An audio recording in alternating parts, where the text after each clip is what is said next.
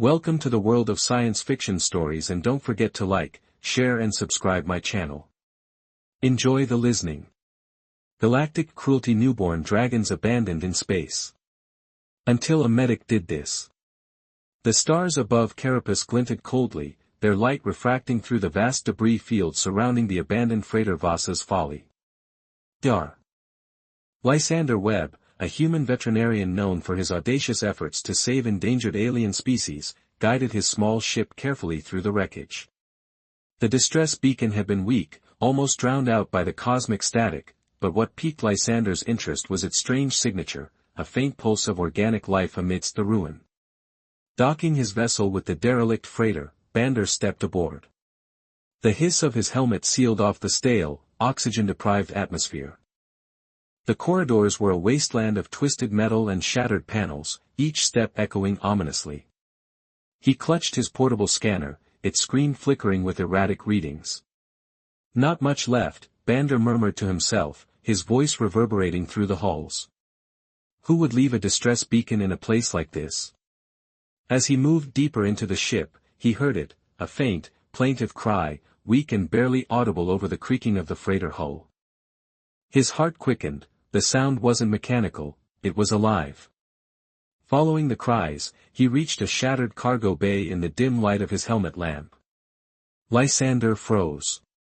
5 small forms, no larger than Turan wolf pups, lay huddled together in a damaged containment unit. Their scales were dull, their limbs frail, and their chirps barely audible, but their shape, the structure of their wings and the faint glow from their bioluminescent eyes, was unmistakable. By the stars, Lysander whispered, hatchlings of Vermithrax. Vermithrax, the galaxy's deadliest alien dragon, was feared across worlds for its destructive power. Its species was classified as an apex threat by the Galactic Council, and even their hatchlings were considered too dangerous to live. Yet here they were, helpless and abandoned, their fragile forms trembling in the cold. Lysander knelt, his scanner confirming their weakened state, malnourished, dehydrated. How long have you been here? The smallest hatchling, its sapphire-streaked scales dim with grime, chirped softly and crawled toward him, its movements sluggish against every instinct for caution. Lysander extended a hand. The hatchling pressed its snout against his glove, a weak but trusting gesture. I've got you, Lysander said, his voice soft. All of you. Ignoring the weight of what he was about to do, he carefully lifted the hatchlings into a thermal carrier from his ship. Their bioluminescent glows brightened slightly, a faint flicker of hope as they settled into the warmth. As Lysander secured the carrier in his ship and disengaged from the freighter, the cries of the hatchlings faded into soft, rhythmic chirps. For the first time in what must have been days, they felt safe. Back on Carapace, Lysander's clinic buzzed with quiet activity. The sleek, domed facility was equipped to handle species from across the galaxy, from the smallest Crimean moles to the towering Verlox grazers. But tonight, the lights in the main operating room glowed brighter, illuminating the rarest patients. The hatchlings lay on a heated examination table, their small chests rising and falling with shallow breaths. Lysander worked methodically, administering a nutrient serum designed for large reptilian species. The hatchlings whipped up first but quickly relaxed as the serum began to restore their depleted energy. SAA, the clinic's AI assistant, materialized as a holographic projection nearby, her soft, translucent features flickering with concern. Dr. Webb, scans confirm these hatchlings are genetically linked to the Darera dragon species, specifically the Vermithrax bloodline. I already know, Lysander said without looking up, as he checked the smallest hatchling's vitals. But they're not monsters, Santa, they're just babies with the potential to incinerate a city when fully grown. Santa countered, and the Galactic Council's regulations on apex threats are clear, any offspring of Vermithrax must be reported immediately. Lysander's hand stilled for a moment as he glanced at the smallest hatchling, which chirped weakly and nuzzled against his arm. If I report them, they'll be terminated or locked away in some lab, poked and prodded until they die. I'm not doing that. Your actions could jeopardize your license and the clinic, Sana warned. Not to mention your life. Then so be it, Lysander said firmly. I won't let them suffer for something they didn't choose.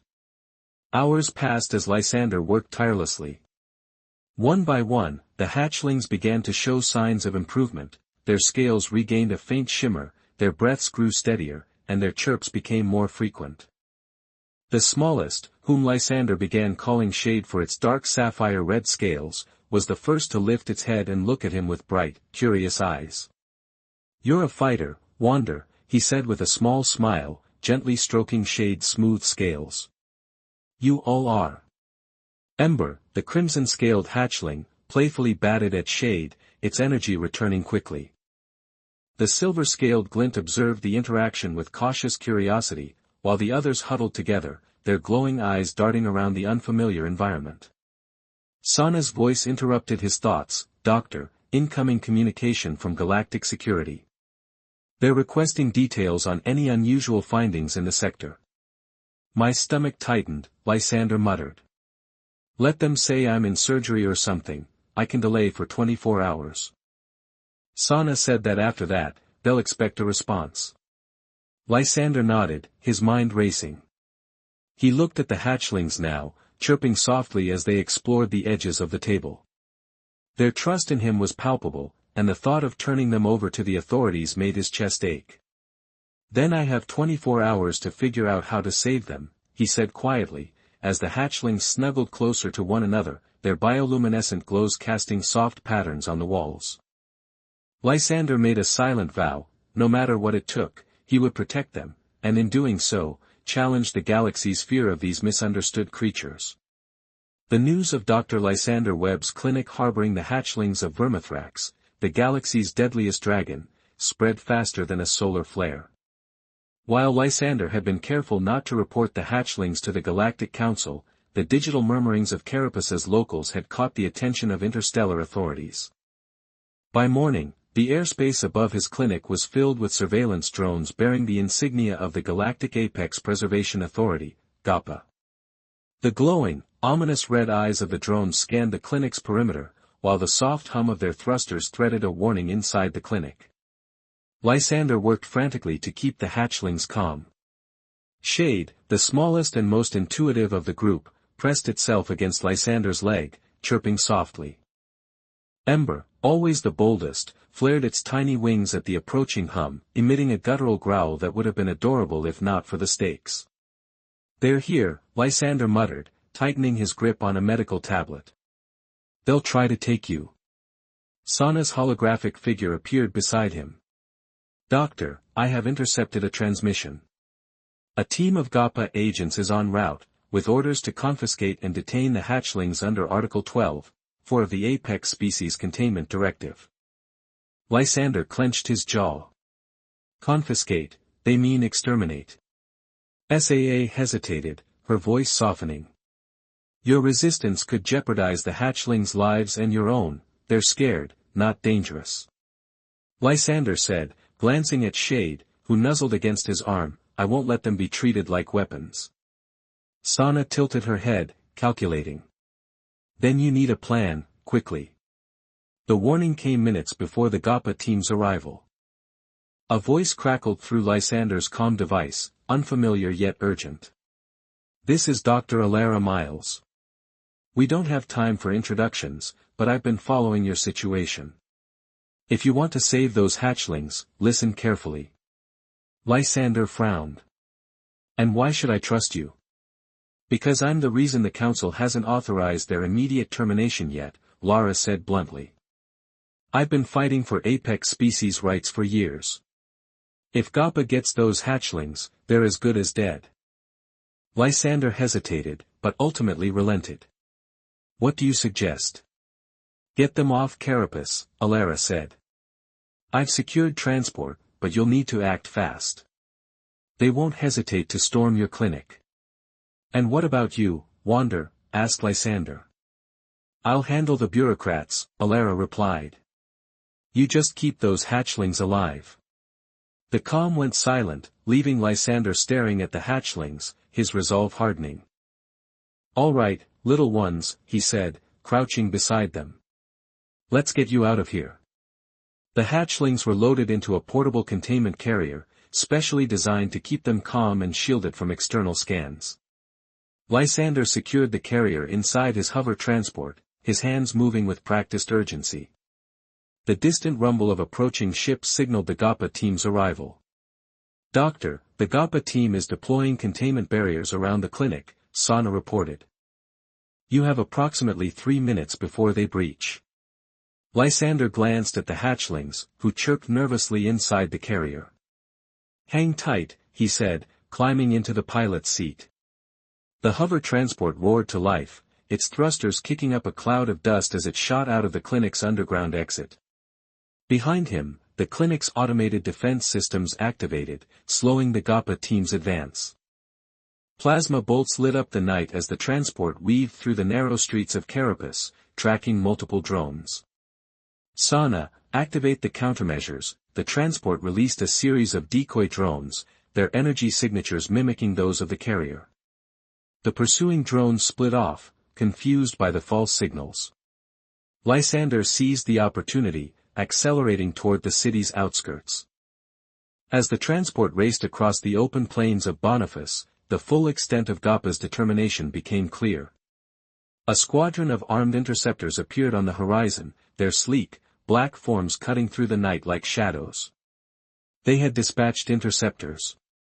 Sana said, "Probability of escape is diminishing." "I didn't ask for probabilities," Lysander snapped. "I asked for options."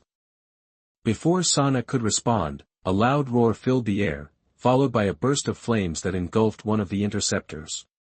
Lysander's eyes widened as a massive shadow swooped overhead, a dragon, its scales shimmering like molten metal under the moonlight. "Zep," Lysander breathed. The dragon's crimson eyes burned with fury as she unleashed another torrent of fire, scattering the interceptors. The legend herself had arrived. Zeph landed in front of the transport, her massive wings folding as she turned to face Lysander. For a moment, he thought she might attack, but her gaze shifted to the carrier, where the hatchlings chirped excitedly. "She's here for them," Lysander realized. Stepping out cautiously, he opened the carrier, and the hatchlings rushed toward Zeph, their chirps turning into joyous trills. The sight was both terrifying and profoundly moving. Zeph lowered her massive head, nuzzling each hatchling in turn. Then she looked at Lysander, her gaze sharp but not hostile. He held his ground, his heart pounding. "I'm not your enemy," he said softly. "I just want to keep them safe." Sappho, rumbled a deep sound that seemed to acknowledge his words. Behind them, the remaining GAPA forces regrouped their weapons, locking onto the dragon. "Doctor," Sana said urgently, "the interceptors are preparing to fire." "Saphra," growled the dragon, her wings spreading wide as she prepared to defend her young. But Lysander stepped forward, raising his hands. "Wait," he shouted, his voice carrying across the plains. The GAPA forces hesitated, their weapons still trained on the dragon. "You're about to make a mistake that will cost you more than you realize," Bander said steadily. "These creatures aren't monsters, they're just trying to survive. Stand down for a moment." The tension was unbearable. Then, to Lysander's astonishment, the lead interceptor powered down its weapons. One by one, the others followed suit, their pilots unwilling to risk the wrath of a fully grown vermithrax. As the GAPA forces retreated, Zeph turned to Lysander, her fiery gaze softening as she lowered her head, a gesture of gratitude that left him speechless. The hatchlings chirped around her, their bioluminescent glows casting soft light across the dark plains. "You're welcome," Lysander said, his voice barely a whisper. Zep roared once more, a sound that echoed across the stars. With her hatchlings nestled against her, she spread her wings and took to the sky, disappearing into the night. Lysander watched until they were out of sight, his chest tight with a mixture of relief and awe. "You did the right thing," Sana said softly. "I hope so," Lysander replied, turning back to his transport. "But this isn't over." As he climbed into the cockpit and set a course for the nearest safe haven, Lysander knew one thing for certain: the galaxy would never see these creatures the same way again. The retreating Gappa forces didn't signal the end of Lysander's battle, it was only the beginning. With the hatchlings reunited with their mother Zeph, Lysander found himself navigating a precarious alliance. Zeph was no ordinary creature, she was the apex predator of the galaxy, capable of annihilating entire fleets, and yet her maternal instincts softened her ferocity around her young. The question that haunted Lysander now was simple yet overwhelming: where could they be safe? Lysander returned to his transport, leaving Zeph and the hatchlings to rest in a nearby cavern, as he activated the comlink. Dar. Alara Miles appeared on the hollow screen, her sharp features illuminated by the flickering light. "You pulled off a miracle," Alara said, her tone both impressed and grave. "But you're not in the clear yet, they're not going to let this go." Lysander replied, "What's the next move?" "There's a system on the galactic rim called Ken Vale," Alara said. "It's remote, shielded by a natural nebula, perfect for them to disappear." Lysander hesitated. "It's uncharted. No support if something goes wrong." "You don't have a choice," Alara said. "The Council will hunt Zeph and her young until they're either contained or destroyed. Ken Vale is their best chance at freedom." Lysander nodded reluctantly. "I'll get them there." Lysander approached the cavern cautiously. Zeph stood at the entrance, her massive frame silhouetted against the pale light of Carapus's twin moons. Her fiery eyes met his as he stepped forward, carrying a portable beacon designed to project a three-dimensional map. "We need to move," he said, his voice calm but firm, as he activated the beacon. The projection revealed the galaxy's star systems. "Karen Vale, it's far but it's safe." Zeph rumbled, her crimson gaze shifting to her hatchlings, who chirped and nuzzled against her claws. After a moment, she let out a low growl of agreement. "Good," Lysander said, "but the journey won't be easy. We'll need to move fast and stay hidden." As dawn broke, the group set out. Zeph carried her hatchlings on her back, their small forms nestled securely between her wings, while Lysander piloted his transport, keeping close to the ground to avoid detection. The vast plains of Carapus stretched out before them, offering both cover and danger. They had barely made it halfway to Vale's coordinates when trouble struck. A fleet of unmarked ships appeared on the horizon, their sleek designs unmistakably council-funded. These weren't Gappa, they were mercenaries hired to finish what Gappa couldn't. An unidentified transport voice crackled over Lysander's com channel: "The dragons, or will, take them by force." Lysander cursed under his breath. "Zeph, we've got company," he shouted into his comlink. The massive dragon turned her wings, spreading wide as she roared, the sound shaking the ground. The mercenary ships opened fire, plasma bolts streaked through the air. Zeph dodged with surprising agility, her hatchlings clinging tightly to her scales. Lysander maneuvered his transport into the fray, deploying flares to distract the mercenaries' targeting systems. "Sana, activate the countermeasures, deploy now," replied her holographic form, flickering. A series of EMP blasts rippled through the air, disabling two of the mercenary ships. Zeph took advantage of the chaos, unleashing a torrent of flames that engulfed another ship. The remaining mercenaries retreated, unwilling to face the combined force of a dragon and a resourceful human. The battle had cost them time, but they finally reached Karen Vale, a system cloaked in the swirling gases of a massive nebula. The colors of the nebula shimmered like a living aurora, casting an ethereal glow over the small, habitable moon they had chosen as their refuge. Zeph landed gracefully in a lush valley surrounded by jagged peaks. The hatchlings leaped from her back, chirping excitedly as they explored their new surroundings. For the first time, they seemed truly at peace. "This place," Lysander said, stepping out of his transport, "it's perfect." Zeph watched him closely, her crimson eyes soft. "Now," she rumbled low, a sound that carried both gratitude and understanding. Over the following days, Lysander helped the hatchlings acclimate to their new environment. He built shelters, modified the terrain to provide cover, and ensured the moon's ecosystem could sustain their growth. Zeph observed him closely, her trust in the humans solidifying with each passing day. One evening, as Lysander rested by a fire, Shade approached him, chirping softly. The little hatchling climbed into his lap, curling up against his chest. "You're growing fast, aren't you?" he said, stroking the hatchling's smooth scales. Zeph watched from a distance, her gaze steady. She lowered her massive head, nudging Lysander gently. He froze, then relaxed, placing a hand on her snout. "You're welcome," he said softly, understanding the unspoken gratitude. Karen Vale had become more than a sanctuary, it had become a home. The hatchlings thrived under Zeph's care, and Lysander continued to document their growth, hoping his work would one day change the galaxy's perception of their kind. But Lysander knew the fight wasn't over, the Council wouldn't stop hunting Zeph, and Karen Vale was only a temporary refuge. Still, as he watched the hatchlings play under the nebula's radiant light, he allowed himself a moment of hope. "We'll keep you safe," he whispered. "No matter what."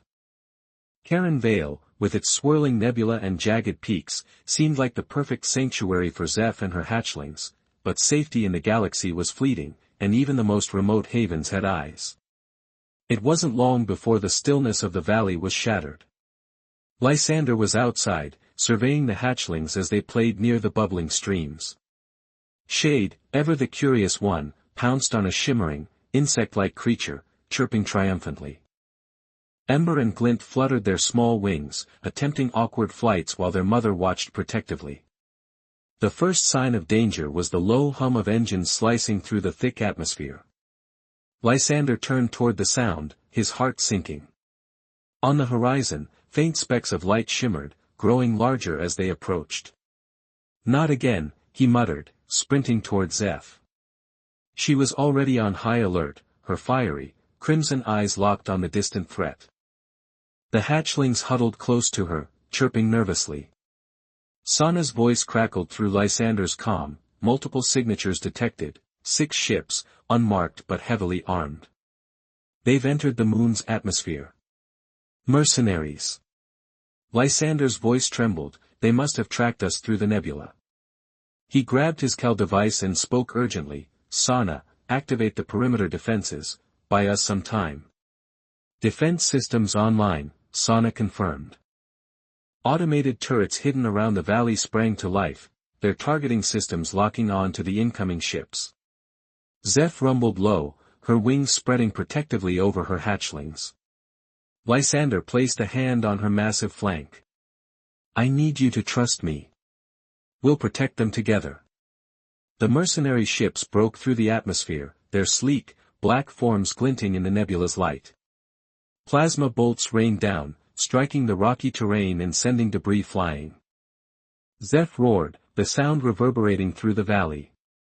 Her hatchlings responded in kind, their tiny cries echoing her defiance. The automated turrets fired energy blasts, striking one of the ships and sending it spiraling into the cliffs, but the remaining 5 ships spread out, surrounding the valley and closing in. As the mercenaries descended, Zafara took to the air, her wings slicing through the sky like a living storm. Her flames erupted in a torrent, engulfing 2 of the ships in brilliant fire. The mercenaries tried to outmaneuver her, but her speed and power were unmatched. Lysander stayed on the ground, coordinating the defense systems and shielding the hatchlings. "Sana, give me an update. 2 ships neutralized, remaining targets are deploying ground forces," Sana reported. Lysander turned to see drop ships unloading armored soldiers armed with plasma rifles. He grabbed his blaster and positioned himself between the advancing forces and the hatchlings. "You're not getting past me," he growled. The mercenaries fired, but Zeph swooped down, her claws tearing through their ranks as flames scorched the ground, forcing the remaining soldiers to retreat. Shade darted out from the rocks, chirping defiantly, as if mocking the invaders. The battle dragged on into the evening. The mercenaries, though relentless, were no match for Zeph's fury and Lysander's resourcefulness. As the final ship attempted to retreat, Zafara unleashed one last torrent of fire, reducing it to a smoldering wreck. The valley fell silent, except for the crackling of flames and the soft chirps of the hatchlings. Lysander leaned against a rock, his chest heaving. "That's one way to send a message," he said, wiping sweat from his brow. Zeph landed nearby, her massive form shadowing him. Her wings folded, and she lowered her head, her fiery eyes meeting his for a moment. Lysander tensed, unsure of her intent, but then she nudged him gently, a sound like a low purr rumbling from her throat. "You're welcome, Lysander," he said softly, reaching out his hand and resting it on her snout. The warmth of her scales was comforting, almost reassuring. The hatchlings emerged from their hiding spots, chirping excitedly as they climbed over Zeph's claws and wings. Shade, ever the bold one, trotted over to Lysander and nuzzled against his leg. He chuckled, picking up the little dragon and scratching its smooth scales. "You've got a good family," he said to Zeph, "but we need to keep them safe." Zeph rumbled softly, her gaze shifting to the horizon. The battle had proven one thing: the galaxy wasn't going to leave them alone. If they wanted peace, they would need to find a way to ensure their sanctuary remained hidden. As the stars emerged in the darkening sky, Lysander sat with Zeph and the hatchlings by the fire he built. The warmth of the flames mirrored the bond that had grown between them, a bond forged in trust, danger, and mutual respect. Santa's holographic form appeared beside him. "Doctor, I've analyzed the remnants of the mercenary systems. They were tracking the hatchling's unique bioluminescent energy signature. It's likely more will come." "Then we need to shield them," Lysander said. "Is there a way to mask their signatures?" "It will require modifying the environment and their habitats, but it's possible," Sana replied. Zeph, as if understanding the conversation, let out a low rumble and curled protectively around her young. Lysander reached out, placing a hand on her massive flank. "We'll figure it out together." For the first time since they'd arrived on Karen Vale, Lysander allowed himself to hope. The battle had tested their resilience, but it had also strengthened their bond. In this remote corner of the galaxy, they had a chance not just to survive but to thrive. The fragile peace on Karen Vale was shattered only days after the mercenary attack. Lysander was making final adjustments to a cloaking device he had rigged with Sana's guidance, designed to mask the hatchling's bioluminescent energy signatures. Zeph watched him carefully, her massive form resting but her fiery eyes alert. It began as a low hum, almost imperceptible, but quickly grew into the unmistakable roar of engines. Lysander froze, his hand tightening on his tool. He turned to the horizon and saw it, a Galactic Council cruiser, its massive silhouette framed by the swirling colors of the nebula. Unlike the mercenaries, this was a full-scale warship, its hull bristling with weapons. "They found us," Sana's voice broke through the silence. "The cruiser scans are locking onto this location." Lysander's heart pounded. "Zeph," he shouted, sprinting toward her. The dragon rose instantly, her wings unfurling as she sensed the danger. The hatchlings, startled, chirped nervously and clustered around her legs. "They're sending a ground team," Sana continued. "Heavy infantry and containment drones, they're not here to negotiate." Lysander gritted his teeth, adrenaline surging. "Not this time, we're not running." He rushed to activate the perimeter defenses, but the Council forces were more sophisticated than the mercenaries. The cruiser hovered in the distance, deploying squads of soldiers and automated drones equipped with energy shields and plasma rifles. The valley that had become their sanctuary was turning into a battlefield. Zeph roared, the sound reverberating through the cliffs. The hatchlings cowered briefly but quickly rallied, their tiny chirps echoing their mother's defiance. Lysander glanced at them and made a decision. "Sana, activate the fallback cave defenses, keep the hatchlings safe." Zeph growled, as if understanding his intent. "Don't worry," Lysander said, placing a hand on her flank. "I won't let them take you or your young." He armed himself with a blaster and EMP charges, knowing it wouldn't be enough against a full squad of Council soldiers.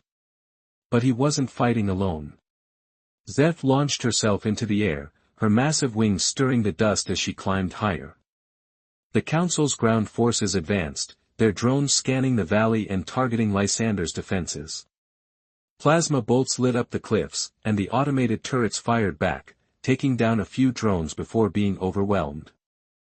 Lysander threw an EMP charge, disabling a cluster of drones, but the soldiers pressed forward. Zeph swooped in from above, unleashing a torrent of flame that engulfed the front line. Her claws tore through the remaining drones, scattering the ground team like leaves in a storm. From his position behind a boulder, Lysander watched in awe. Zeph was a force of nature, her movements precise and devastating. But even she couldn't hold off an entire cruiser. The cruiser opened fire, its plasma cannons targeting Zeph.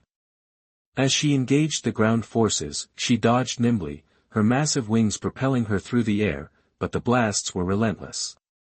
Lysander realized with sinking feeling that the Council was prepared to destroy everything in the valley, including the hatchlings.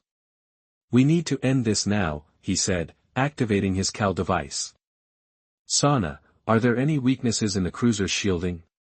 "Analyzing," Sana replied after a tense moment. "The plasma core is vulnerable to overload if targeted directly, but the access point is on the ship's underside." Lysander's mind raced. "Zeph," he called out, waving his arms to get her attention. She turned midair, her fiery eyes locking onto him. "I need your help," she said as she landed beside him. Lysander grabbed one of the EMP charges and climbed onto her back. The hatchlings chirped in protest, but Zeph let out a low rumble, silencing them. Lysander leaned close to her neck. "We have one shot at this, go for a powerful leap." Zeph launched into the air, tearing Lysander toward the cruiser. Soldiers on the ground fired after them, but Zeph's agility kept them out of reach. As they approached the massive ship, the plasma cannons locked onto them, unleashing a barrage of energy. "Hold steady," Lysander shouted, gripping her scales tightly. Zeph dodged the blasts, weaving through the onslaught with incredible precision. When they reached the underside of the cruiser, Lysander activated the EMP charge. "Go higher," he called, and Zeph obeyed, giving him a clear line of sight to the plasma core's access panel. He hurled the charge with all his strength, and it stuck to the panel, its blue light blinking rapidly. "Get us out of here," Lysander yelled. Zeph roared and dove, her wings folding as she plummeted toward the valley. Moments later, the EMP detonated, sending a massive surge of energy through the cruiser's systems. The ship's lights flickered, and its engines sputtered before the entire vessel went dark. As Zeph landed in the valley, the remaining Council forces retreated, their communications scrambled by the EMP blast. The hatchlings rushed to their mother, chirping excitedly as they climbed onto her back. Lysander slid off her shoulder, collapsing onto the ground, exhausted but alive. Zeph lowered her head, nudging him gently. He chuckled weakly, "You're welcome." Sana's hologram appeared beside him. "The cruiser is incapacitated, but it won't stay that way for long." "You've bought time, Doctor, but they'll be back," Bander noted, his gaze shifting to the hatchlings. "Then we'll be ready."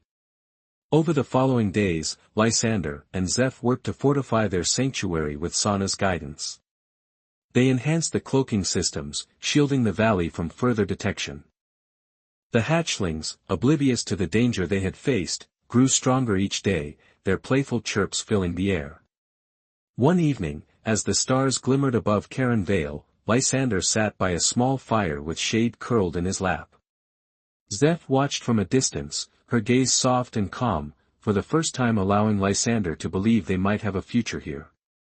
"You're not just surviving anymore," he said softly. "You're living." Zeph rumbled in agreement, her massive wings shifting as she settled beside her hatchlings. Together, they had forged a bond that transcended fear and prejudice, a bond that would shape not only their lives but perhaps the entire galaxy's understanding of these magnificent creatures.